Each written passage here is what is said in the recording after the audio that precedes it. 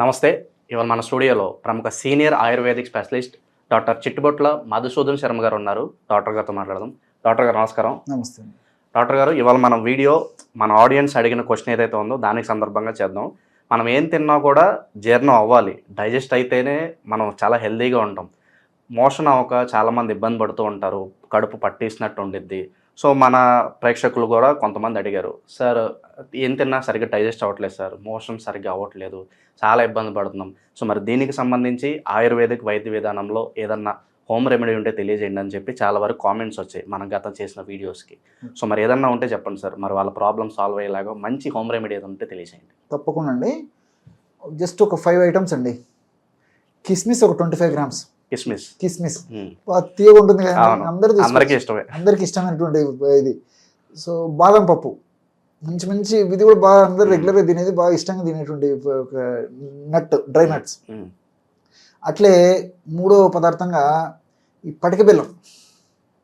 అంటే పటిక బెల్లం అంటే దీన్ని కండ శర్కర, నవ్వుబోతు, కలకండ అనేటువంటి పేర్లతో పిలుస్తుంటారండి. సో కిస్మిస్ 25 గ్రాములు, అదేవిధంగా బాదం పప్పు 25 గ్రాములు, పటిక బెల్లం పొడి ఒక 25 గ్రాములు, అదేవిధంగా సునాముఖి అని చెప్పేసి దొరుకుతుందండి. దీని గురించి కొంచెం చెప్తాను నేను. ఈ సునాముఖి అనేటువంటిది ఎండించినటువంటి ఆకు మనకు మార్కెట్లో దొరుకుతుంది. నేను కూడా కొత్తగా వింటున్నాను పేరు, నాకు కూడా తెలియదు.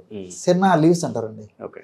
సో పూర్వకాలం ఒక 30 సంవత్సరాల చరిత్ర వెనక్కు తీసుకున్నట్టు మనం పోయినట్లయితే మన పెద్దలకు ఇంచుమించు ప్రతి ఒక్కరికి తెలిసినటువంటి ఔషధం ఇది. అంటే వాళ్ళకి కొంచెం మోషన్ ప్రాబ్లం ఉంటే సునామికి ఆకు ఏదో ఒక రూపంలో వాళ్ళు వాడేవాళ్ళు. చారు అలాగా తయారు చేసుకోవడం, లేకపోతే వేడి నీళ్ళు కాచి తీసుకోవడము, పౌడర్ తీసుకోవడం, ఏదో పద్ధతి తీసుకునేవాళ్ళు డైజెషన్ కోసం, మోషన్ ఫ్రీ అవడానికి. సో ఆ సునామికి మనకు ఎండించినటువంటిది మార్కెట్లో దొరుకుతుంది. ఆకు పౌడర్ కూడా దొరుకుతుందండి. సో మనం ఆకు తెచ్చుకొని పౌడర్ చేసుకోవడం మంచిది. సో ఈజీగా పౌడర్ అయిపోతుందండి. అది పెద్ద కష్టం కూడా కాదు, చాలా సులువు. వితిన్ 1 minute 2 minutes లోపల పౌడర్ అయిపోతుంది మిక్సీలో వేసేస్తే. సో ఆ సునామికి ఆకు పౌడర్ ఒక 75 గ్రామ్స్. సో కాస్త తేనె అవసరాన్ని బట్టి జస్ట్ ఈ పదార్థాలతో బ్రహ్మాండమైనటువంటి ఔషధం తయారు చేసుకోవచ్చు అండి. సో ఈ పదార్థాలన్నీ కూడా మీకు వీలయ్యి వసతి ఉండి అవకాశం ఉండి కన్వీనియంట్గా ఉంటే అన్ని రోల్ ఏదైనా రోట్లు వేసి మెత్తగా దంచేయచ్చు అండి. పదార్థం అంతా బాగా కలిసిపోతుంది అనమాట. అలా వీలు కానటువంటి వాళ్ళు, వసతి లేనటువంటి వాళ్ళు ఈ పదార్థాలన్నీ మిక్సీ కూడా వేసేయచ్చు అండి. సో ఫస్ట్ ఈ 4 పదార్థాలన్నీ మిక్సీలో వేసేసి, అంటే ద్రాక్ష, తర్వాత ఈ బాదం పప్పు, తర్వాత పటిక బెల్లం పొడి, తర్వాత ఈ సునాముఖి ఫస్ట్ మిక్సీలో వేసేసేసండి. అంతా కలిసిపోయిన తర్వాత మనకు అవసరాన్ని బట్టి కాస్త తేనె తీసుకుంటే బ్రహ్మాండమైనటువంటి లేహ్యం లాగా తయారైపోతుందండి. లేహ్యం అంటే తెలుసు కదండి, హల్వా. మనం ఇంకో పద్ధతిలో చెప్పుకోవాలంటే, అందరికీ అర్థమేంటి చెప్పుకోవాలంటే హల్వా. సో మంచి స్వీట్ హల్వా తయారైపోతుంది. స్వీట్ హల్వా మోషన్ ఫ్రీ చేసే హల్వా. సో ఆ విధంగా తయారు చేసుకున్నటువంటి ఆ యొక్క లేహ్యాన్ని ఒక గాజు సీసాలో నిల్వ ఉంచుకొని రాత్రిపూట ఒక టీ స్పూన్, అంటే ఇంచుమించు ఒక 5 గ్రామ్స్ అండి, అంతకంటే ఎక్కువ వాడకూడదు. జస్ట్ ఒక 5 గ్రామ్స్ మ్యాక్సిమం డోస్ అనమాట అది. సో 5 గ్రామ్స్ చప్పరించేసేసి మింగేసేసి వీలైతే గోరువెచ్చని నీళ్ళు తాగొచ్చు, లేకపోతే పాలు తాగొచ్చు, లేకపోతే మామూలు గది ఉష్ణోగ్రత ఉన్నటువంటి నీళ్ళైనా తాగొచ్చు అండి. సో ఈ విధంగా నేను చెప్పినటువంటి పద్ధతిలో వాడుకోవడం వల్ల ఇందులో ఉన్నటువంటి ఔషధ గుణాలన్నీ కూడా చాలా త్వరగా, శీఘ్రంగా, సత్వరమే పనిచేసేసి ఉదయం నిద్రలేపుతాయండి. సెన్సేషన్తో మోషన్ నిద్రలేపుతున్నాను. ఎప్పుడైతే మోషన్ ఫ్రీగా అవుతుందో మనసు ప్రశాంతంగా ఉంటుంది, హాయిగా ఉంటుంది, హ్యాపీగా ఉంటుంది. ఆ రోజు చేసేటువంటి వర్క్స్ కూడా చాలా ఉత్సాహంగా, హుషారుగా చేస్తారండి. సో దీనివల్ల ఏమవుతుందంటే వాళ్ళు చేసేటువంటి దైనందిన జీవితంలో వాళ్ళు చేసేటువంటి పనులు కూడా చాలా యాక్టివ్గా ఉంటాయి. ఇంకొకటి ఏంటంటే ఎప్పుడైతే మోషన్ ఫ్రీగా అవుతుంది, మోషన్ ఫ్రీగా కాకపోతే కోపము, చికాకు, విసుగు ఇలాంటివన్నీ ఉంటాయండి. అది అవ్వకపోతే మన ఫేస్ లోనే రిఫ్లెక్ట్ అయిపోతూ ఉంటుంది. మనకి అక్కడ ఏం చిరాగ్గా ఉంటాం, చాలా విసుగెత్తిపోతూ ఉంటాం, ఏం చేయాలనిపిస్తుంది. Exactly, face is the index of the mind అంటారు కదండి. సో ఎప్పుడైతే పొద్దున్నే మోషన్ అయిపోతుందో ఏమండి, సో హెల్త్గా ఉండేదానికి అదొక గుర్తు అనమాట. డాక్టర్ గారు, ఇక్కడ ఫ్రీ మోషన్ అవ్వడం ఎంత ఇంపార్టెంటో టైం కావడం కూడా అంతే ఇంపార్టెంట్. చాలా మందికి కొంచెం ఇర్రెగ్యులర్గా అవుతూ ఉంటాయి, ఒక టైము పౌడ ఉండదు. కొంతమందికి ఈవినింగ్ అవ్వచ్చు, సో ఒక ఫిక్స్డ్ టైంలో అవ్వదు. ఏంటి దీనికి కారణాలు అంటారు?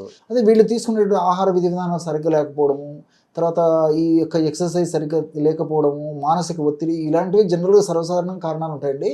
కాబట్టి మనం ఒక పద్ధతిలో మోషన్ పోవడం అలవాటు చేసుకుంటే రెగ్యులర్గా అదే టైంలో వస్తుంటుందండి. ఎందుకంటే మన బాడీని ఏ విధంగా ట్యూనప్ చేస్తే ఆ విధంగా అలవాటు అయిపోతుంది. ఫర్ ఎగ్జాంపుల్ రాత్రిపూట రెగ్యులర్గా మీరు ఒక టయానికి పడుకోవడం అలవాటు చేసుకున్నారు అనుకోండి. ఫర్ ఎగ్జాంపుల్ 9:30, 10కి పడుకోవడం అలవాటు చేసుకున్నాను అనుకోండి.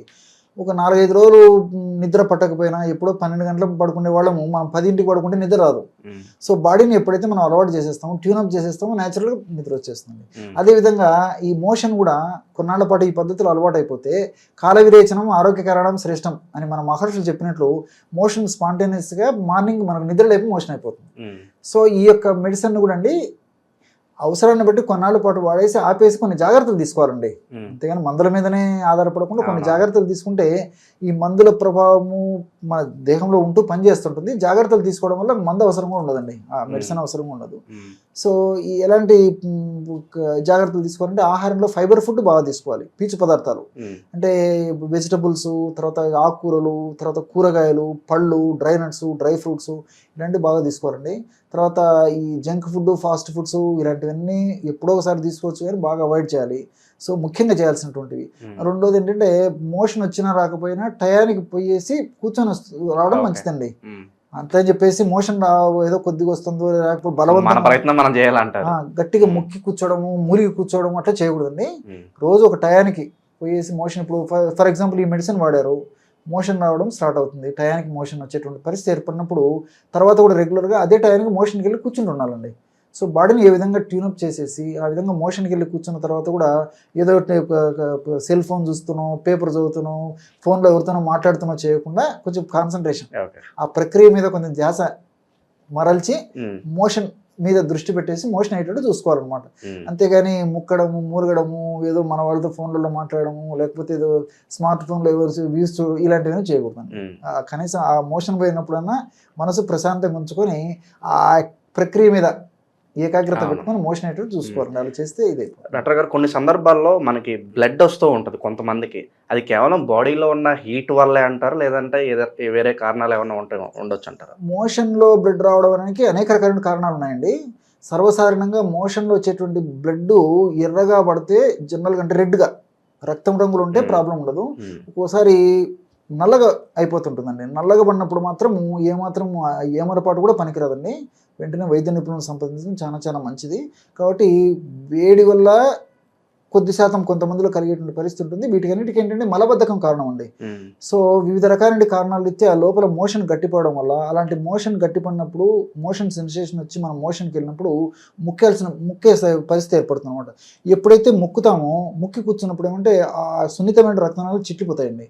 చిట్లిపోయినప్పుడు రక్తం పడుతుంటుంది. కాబట్టి జనరల్గా మోషన్ ఫ్రీగా అవుతుంటే ఇలాంటి రక్తం పడడం అనేటువంటి సమస్య ఉండదండి. మన పూపు ఏదైతే ఉందో దాన్ని బట్టి కూడా మన ఆరోగ్య స్థితి ఎలా ఉందో తెలుసుకోవచ్చు అని చాలా మంది అంటూ ఉంటారు. ఇది వాస్తవేనా? అంతే కదండి, దాన్ని బట్టి మన ఆరోగ్య స్థితి కూడా తెలుసుకోవచ్చు అండి. అదే ఆరోగ్యానికి హేతుబద్ధమైన అంశం కాబట్టి దాన్ని బట్టి తెలుసుకోవచ్చు. ఓకే, ఫ్రీ మోషన్ అవడానికి, తిన్న వెంటనే డైజెస్ట్ అవడానికి ఒక మంచి రెమెడీ, మంచి హోమ్ రెమెడీ అయితే డాక్టర్ గారు తెలియజేశారు. కేవలం ఈ సమస్యనే కాదు, మీకు ఏ సమస్య ఉన్నా కూడా మీరు డాక్టర్ గారిని సంప్రదించవచ్చు. అలాగే మీకు ఎలాంటి సమస్యలు ఉన్నాయో కింద మాకు కామెంట్ రూపంలో తెలియజేయండి. దాని మీద ఖచ్చితంగా ఒక వీడియో మళ్ళీ నెక్స్ట్ సెషన్లో డాక్టర్ గారితో మేము చేస్తాం. నమస్కారం.